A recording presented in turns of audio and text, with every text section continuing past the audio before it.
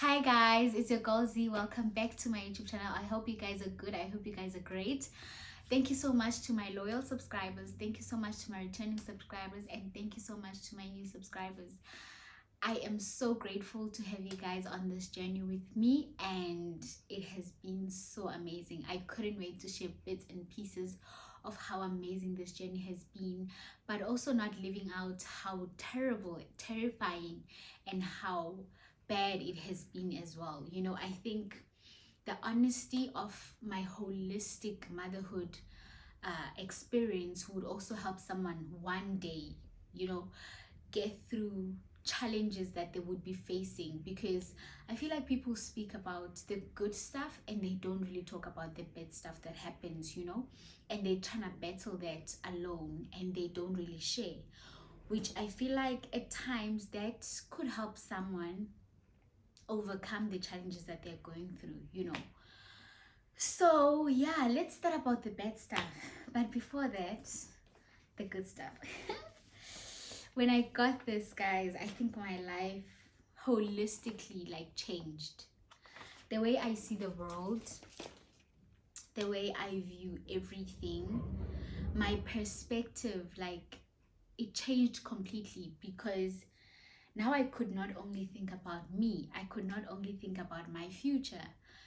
I had to think about our future. It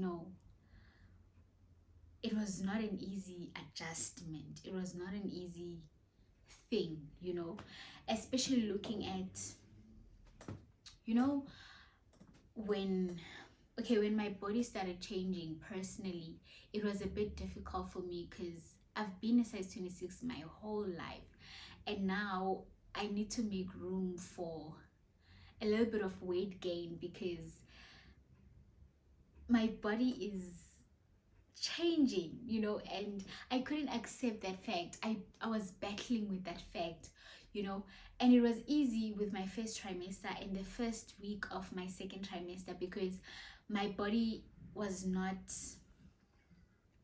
changing yet. I was not picking up any weight, so I was still okay. I'm good. But when my second trimester, like the second month, my body started like changing. I started gaining weight. Now you could see it's okay.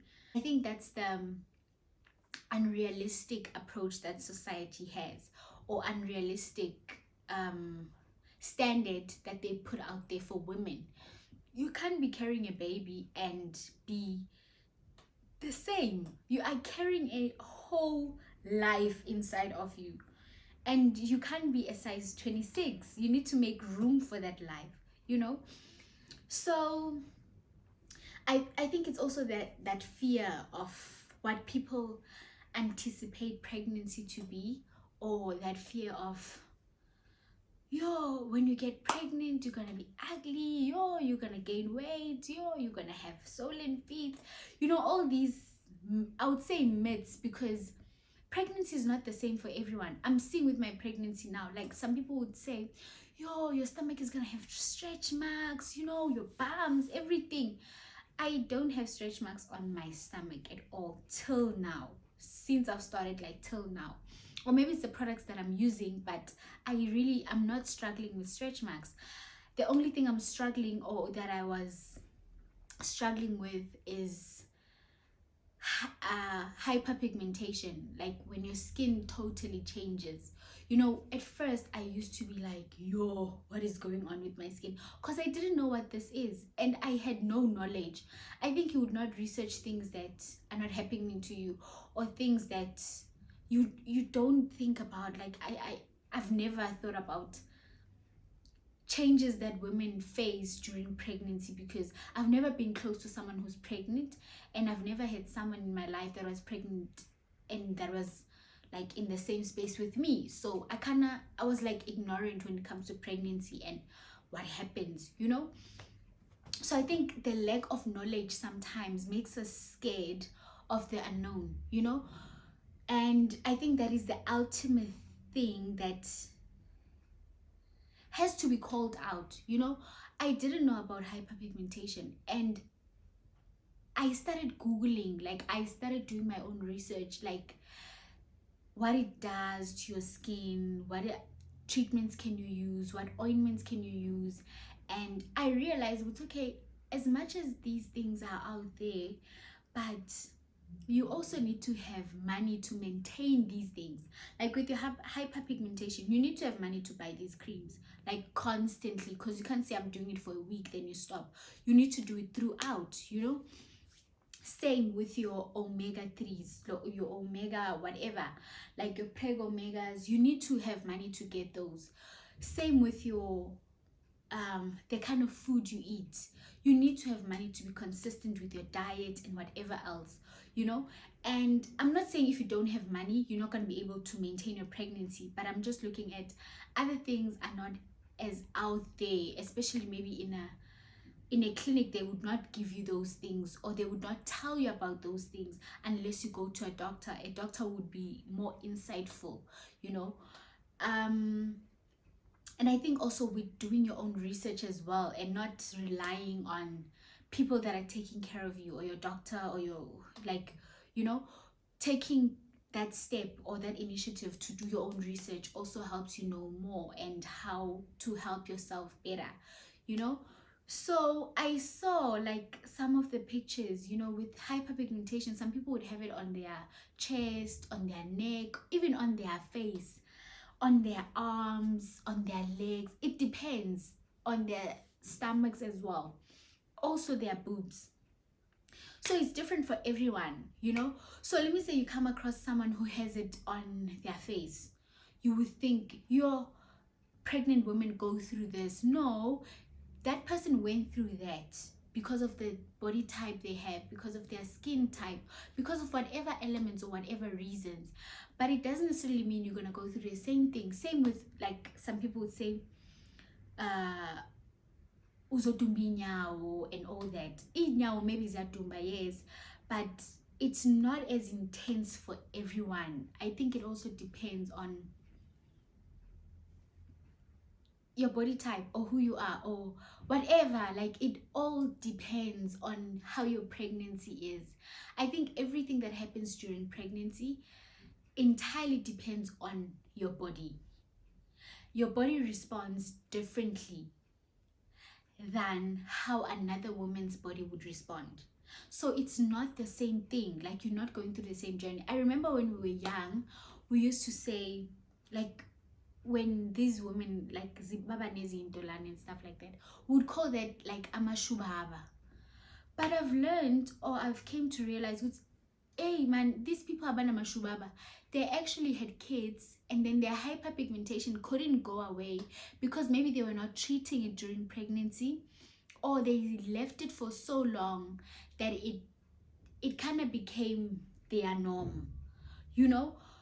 So I realized it's just because we don't know, like asazi, you know, and we exaggerate, like say exaggerate with, oh da da da, you know. I think I had a conversation with another lady, and she was talking about, yo, when you are so lucky, yo, look at your pregnancy, like your stomach is so small, you can wear your sneakers, like everything is just like your skin is glowing and you're just having it easy. I'm not having it easy. I'm also doing my own research, and I'm also investing, you know. Like, I'm not allowing myself to not cater for the problems that I can see they're happening. Like, let me say rush swing. I don't, like, rush. I go to the doctor and what can I use, like I make an effort, you know. And I think it's much easier to also make an effort when you have a partner that is supportive. I mean, my man is very supportive, like in everything. Like, if I say, Pumpi, I'm going through this now, I don't, you know, he's always forthcoming to just, okay, my baby, let's try this, you know, he's always there. So I'm not doing it alone. Like, I'm not on this journey alone. I think pregnancy has a lot to do with being stable. And when I'm saying stable, what do I mean? Like, mentally you need to be in a space where you are supported, not only by the people around you, but you are anchored, so that when you go through these emotions, these things, as much as you're going through it as your own journey, but you have people that are going to support you, right? People that are going to be there for you, and people that are going to be willing to say, okay, you're not going to be able to go to the pharmacy, let me go for you, let me do. People that are really there on your journey. And I think my man is that source of, I'm there, I'm not pregnant, but I'm there, and I've realized with most people it's not easy, because also doing it alone. As much as you're doing this pregnancy alone, you're discovering the changes alone, you're trying to figure them out alone, you're trying to figure out motherhood alone, everything is just overwhelming, and I would say with me it's much better, because after a terrible day I can talk to my man and say, yo, I was going through this, and and we can like talk about it, and I can let it out of my chest, and we can also try get solutions for that problem, unlike being alone in that situation. Same with my body changing. I was like, no, my baby, it's fine to change, because you have a whole human being growing inside you. You need to make room for that, and he's so supportive, he understands. And I also think what I love about my man is that he has more experience than I do, so he's not robbing me the opportunity to be a first mom. He's very supportive. He doesn't take it lightly. He doesn't, you'll get through it, just, he's there, he listens, he's always willing to go the extra mile, and I think that's the one thing I'm also very grateful about. There's things that you look at and you take for granted, but when you look at them again, you kind of like, okay, as much as this is happening, I actually have someone, someone who cares, someone who's always there, someone who supports me, like literally. Like, I've never went to an appointment alone, because my partner is always there, and those small things are a lot, because you you don't only know you've got this, but you've got people that got you. I don't know if you get what I mean, but yeah. So those are the cracks of the challenges I would say I faced as a mom. And people don't really talk about or how your entire life is gonna change scares the living ish out of you. Like the fact that you're gonna have a child, okay, maybe it scares me, not other people, but it's scary, because now you need to consider, what kind of a mom do I want to be, and those are the questions that are frequently on my mind. Like, what kind of mom do I want to be? Like, what kind of life do I want for my little one, but yeah. And guys, it has been an emotional journey. I mean, there are days where I would just cry and not even know what's going on, and my man would ask me, what is going on? I would like not even say, because I also don't know what's going on. I'm just being emotional, and like, now, like, I get irritated quickly. So I also think that is part of being a new mom. And yeah, I'm enjoying my journey, I'm not gonna lie. I'm learning a lot, and I've opened myself up to new things, and yeah, I'm super grateful for how everything is turning out. And yeah, throughout my pregnancy I was journaling my feelings, where I'm at, and all that. I'm not gonna show you guys everything, but just a little. So yeah, I was journaling about my journey, guys. It was a lot. It was a whole lot. It was a whole diary and it's full. I was really journaling about everything that I'm going through because yeah, I felt like it's necessary.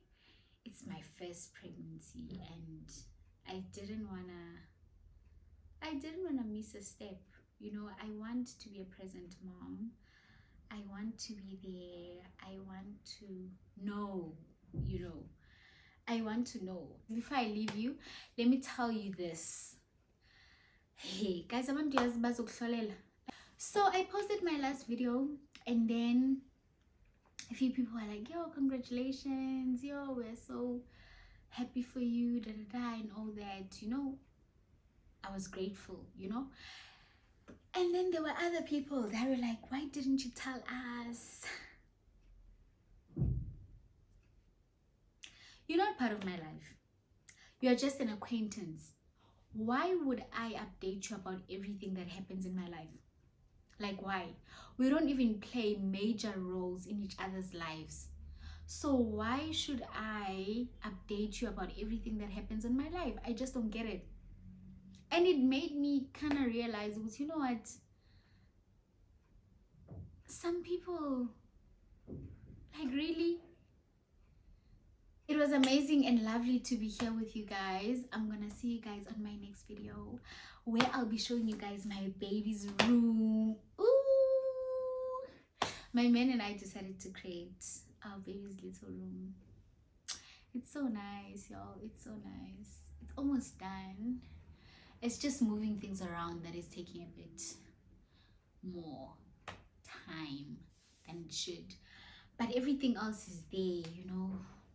Oh, I'm so excited, guys. Like, literally, I'm so excited. I'm blessed, you know. I'm grateful, and God is amazing, man. I always see God in my life making moves that I never thought he'd make. You know, he makes moves in my life that I would never personally be capable of making. And I'm super grateful for how amazing he has been in my life. You know, and yeah, I'm grateful that he gave me a partner that gets me, you know, that is there, that is supportive, that, yeah, I don't want to cry today because I don't want to cry. But yeah, guys, it has been a wonderful journey. Yeah, I'll show you my baby's room and show you guys the passport that they gave us for the childbirth. It's so cute. Like, it's, I don't even know where I think it's that side. I'll show you guys the passport and whoo,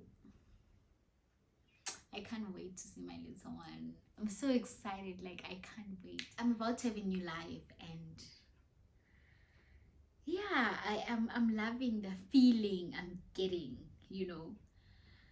So yeah, I'm grateful. It's a heavy side because whoo, Lord gracious, you know how much I'm holding my tears not to cry right now, but I'm grateful. Thank you guys for watching. I'll see you in my next video where I'll be showing you the baby's room and a few sneak peeks of our doctor's appointments and yeah, my antenatal classes. Oh, I can't wait to show you guys that. And I'll be showing you a little bit of my routine as a mom and what I do in the morning and and my exercises. I gym, guys. My legs. So yeah, and gymming is a bit heavy for me because it's something that I'm not used to.